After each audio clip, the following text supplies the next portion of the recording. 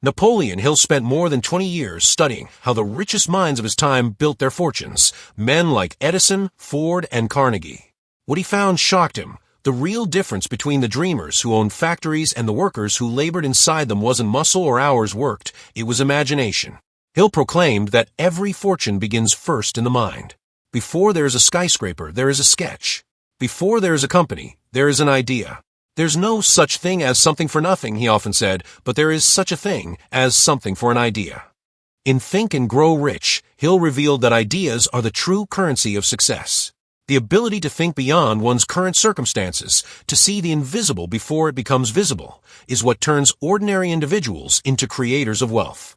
He divided imagination into two forces: synthetic imagination, which rearranges existing ideas, and creative imagination, which connects the human mind with infinite intelligence, the unseen source of inspiration. He observed that millions spend their lives trading labor for money, yet remain stuck. Why?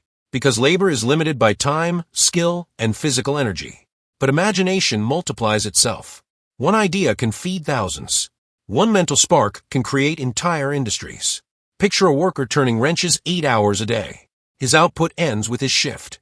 Now picture an innovator, let's call her Lisa, who invents a tool that makes the same work twice as fast. Lisa can license that tool and create income while she sleeps. She's not working harder, she's thinking higher. Hill would say Lisa discovered her money factory, her mind. To awaken that factory, Hill encouraged readers to build a habit of mental construction. Spend time daily imagining improved ways to serve people, better systems, or new needs to fulfill. He wrote that imagination is like muscle. It grows through use. Ask yourself, what service, product, or process could be better? What frustrates people around you? Every complaint hides a business blueprint. The person who imagines the solution first becomes the one paid most to provide it. Hill stated unequivocally that thoughts are the ancestors of wealth. You don't have to invent something cosmic. You only need to think in possibilities instead of limitations. So remember this: effort feeds survival, imagination feeds fortune. Hard work keeps the lights on, imagination builds the power grid. The richest minds didn't dig deeper ditches, they built the machines that dig them. Your mind is not a brain of flesh and blood, it's a factory of ideas, capable of manufacturing wealth endlessly. Hill challenged every reader to learn to operate it consciously. Now, before moving on, take this 3-minute exercise. Sit quietly and name 3 products or services you use daily. Ask, how could this be faster, simpler, cheaper, or more joyful? Write every idea, good or bad. You've just turned on your money factory. Do this every day, and your imagination will grow sharper than any tool in your workshop. Napoleon Hill proclaimed that while creativity sounds magical, most wealthy men he interviewed used a very down-to-earth form of imagination, which he called synthetic imagination. It doesn't create something from nothing. It creates something better from what already exists. In Think and Grow Rich, Hill revealed that synthetic imagination works by combining old concepts, experiences, and ideas into new arrangements. It's how Edison improved existing telegraphs until they became light bulbs and phonographs. Henry Ford didn't invent the motor car. He synthesized every part into a simple system that the masses could afford. Carnegie didn't discover steel. He discovered how to organize men and capital around its production more effectively than anyone else. Hill stated unequivocally that fortune belongs to the mind that can see a new relationship between ordinary things. So even if you think you're not creative, understand this form of imagination is logical and trainable. Here's Hill's practical method for exercising it daily. Choose an industry or problem you know well. List its common tools, methods, or frustrations. Combine or modify them to create a more useful arrangement. Ask what if, repeatedly. What if customers could do this from their phone? What if packaging became reusable? Eckert ideas daily. Quantity breeds quality. Let's apply it to an example Hill would have admired. Think about food delivery. At first, people had restaurants and phones. Someone thought, what if we combine them with GPS? Boom, DoorDash. That's pure synthetic imagination at work. Hill proclaimed that your subconscious mind loves puzzles. When you dwell on a question, your mind keeps rearranging ideas 24/7. That's why insights often appear while driving or showering. The factory never stops. He advised setting aside 10 minutes daily for synthetic sessions. Take pen and paper, write a single question, like, how could I earn more in my current job? And explore combinations. The rule: no judgment during idea creation. Over time, this habit transforms your mental software. You begin noticing opportunities others overlook. You start hearing customers complain and instantly thinking, there's a product idea. In Hill's words, success is not about inventing miracles. It's about seeing the missing connection between what already is and what could be. So next time you doubt your creativity, remember, $1,000 million fortunes were built not by artists, but by organizers of knowledge. Your imagination is not random. It's trainable machinery. And synthetic imagination is its operating manual. Synthetic imagination rearranges known ideas. Creative imagination, Hill explained, receives unknown ones. It's the invisible channel between the human mind and what he called infinite intelligence, the universal source of new patterns, discoveries, and flashes of genius. In Think and Grow Rich, Hill revealed that this higher faculty becomes active when the conscious and subconscious minds are harmonized, especially during moments of calm confidence or deep desire. It's why breakthroughs often come during sleep or meditation. Hill proclaimed that when emotion and faith are combined with thought, the mind vibrates at a frequency that attracts ideas from beyond conscious reasoning. He described this as the same principle that explains intuition, hunches, and prophetic dreams. He pointed out how many great inventors credit something beyond themselves. Edison sometimes admitted ideas came through rather than from him. Alexander Graham Bell sensed voices not his own. These were not metaphors for Hill. They were descriptions of a real, subtle communication channel between the human and the infinite. To train creative imagination, he proposed 3 disciplines: quiet the conscious mind. Each morning, spend 5 to 10 minutes in silence, breathing and clearing mental noise. Hold a burning desire.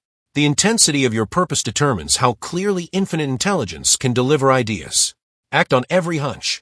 Immediate action anchors inspiration into reality. Imagine a tech founder meditating daily, then suddenly seeing a new app concept that solves a problem nobody noticed. That's creative imagination in motion. Hill stated unequivocally that such insights appear only to prepared minds. They're not random gifts. They're earned through mental discipline and faith that the source of ideas is ever ready to answer. He warned that logic alone breeds mediocrity, but faith-directed imagination breeds miracles. He often said, your mind is both a transmitter and a receiver for thought vibrations. When tuned to the right frequency, through belief, gratitude, and expectation, genius ideas come naturally. In modern terms, your brain's neural networks access broader associative patterns when relaxed. You go beyond analysis into inspiration. Hill's poetic term for that was infinite intelligence. Science now would call it the creative subconscious. Try this evening ritual. Before sleep, vividly imagine the goal you're trying to solve, a product, idea, or creative leap. Repeat, infinite intelligence, reveal the best plan. Then sleep peacefully. Keep a notebook nearby. Upon waking, jot your first thoughts. Many of Hill's readers found entire business blueprints that way. In short, creative imagination is the soul's Wi-Fi. The password is faith. Now that we've explored imagination's 2 faces, synthetic and creative, it's time to build Hill's daily system for turning imagination into money. In The Master Key to Riches, Hill revealed that consistent daily use of your imagination integrates into every decision until right ideas flow automatically. He called this the mastermind habit in action. Here's how to structure your imagination powerhouse routine. Morning, activate. 15 minutes. Hill proclaimed that the start of each day is when the subconscious is most open. Sit with a notebook and visualize your life as if your biggest financial goal is already achieved. Feel the reality of that success. Then, write down 3 idea prompts. How can I serve more people? How can I multiply current results? What could make my business simpler? Afternoon, application. Turn morning ideas into action. Test 1 in miniature. Write a short outline, prototype, or message. Hill stated unequivocally that faith finds its proof through action. The more you apply, the stronger your imagination becomes. Evening review. At night, analyze results without self-criticism. Hill wrote that persistence refines imagination the way friction polishes metal. Ask what worked, what failed, what can be improved. Then prime your creative mind for tomorrow by requesting guidance before sleep. Hill proclaimed that persistence in imagination work separates dreamers from creators. Most people quit after 2 ideas flop. The masters keep the factory running until it yields gold. He compared the imagination to a gold mine. Untrained minds dig a few feet, find nothing, and leave. Disciplined ones keep digging until they strike the vein. Follow this 30-day challenge. Day 1 to 10, daily synthetic imagination brainstorming. Day 11 to 20, add creative imagination ritual, quiet mind, and nightly reflection. Day 21 to 30, apply chosen ideas physically. Test, share, launch. At the end of 30 days, you'll notice more inspiration, sharper observation, and rising confidence. The fog of "I'm not creative" will vanish.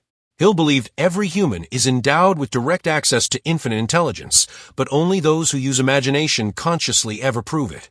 He warned that neglecting this power is the greatest self-limitation a person can commit. Your mind, he said, is a workshop handed to you at birth. You can leave it idle, letting rust gather, or you can turn it into a roaring factory of ideas, producing endless wealth and joy. So the final challenge, for the next 30 days, become the operator of your mental factory. Feed it daily input. Run its machines. Document its output. The riches that follow will not surprise you. They will feel like the natural product of a properly managed imagination. Napoleon Hill proclaimed that thoughts are things, and things born of imagination are the architects of every fortune ever known. Now, switch on your factory and start producing millions in ideas.